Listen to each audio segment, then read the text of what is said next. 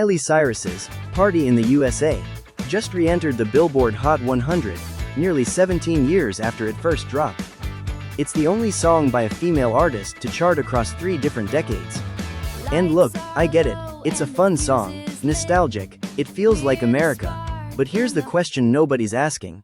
When we sing along to "Party in the USA" in 2026, on the 250th anniversary of our nation's founding, what exactly are we celebrating?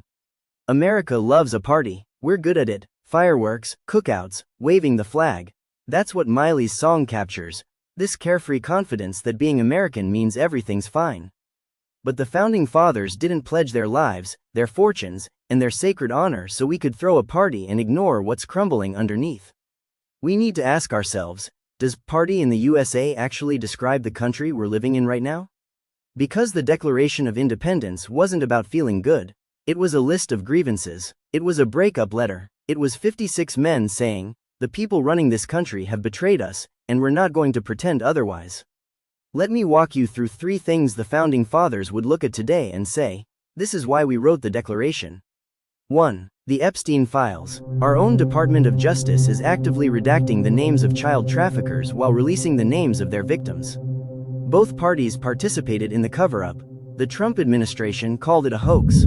Congress had to force the files release, and the DOJ is still breaking the law, ignoring deadlines Congress passed. The founders said governments derive their just powers from the consent of the governed. What do you call a government that hides the identities of men who raped children? 2. The Iran War. We're in another Middle East conflict. No congressional declaration of war, which the Constitution explicitly requires. Congress hasn't declared war since 1942. The founders put that power in Congress for a reason. They didn't want one person dragging us into wars for money and distraction. And 3. The surveillance state. AI data centers going up across the country. Massive government data collection on American citizens. The same government that can't be bothered to prosecute pedophiles somehow has unlimited resources to monitor you. The Declaration was written against a king who treated his subjects like servants. What's changed? Now look, I know what some people are going to say. You're just trashing America. You hate this country. Don't get me wrong, I love America. That's exactly why I'm saying this. The patriots of 1776 didn't sit around singing songs about how great King George was. They wrote down everything that was broken and they demanded a change. That's what patriotism actually looks like. Questioning your government when it's wrong. That's not anti-American. That is American. Miley's song isn't the problem. The problem is when "Party in the USA" becomes our entire relationship with our country. When we'd rather dance than demand answers. The founders didn't risk execution so we could scroll past news about trafficked children and go back to our playlists. Here's what I believe.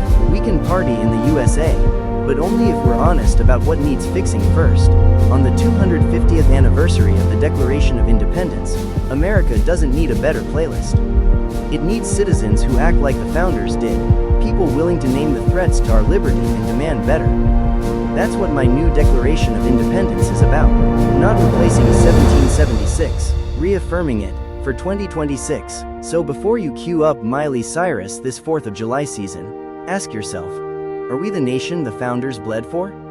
Or are we just dancing while the house burns? If you want to do more than just party, if you want to actually stand for something, go to the link below and sign your name to the new Declaration of Independence.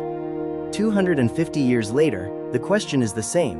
Will you pledge your life, your fortune, and your sacred honor?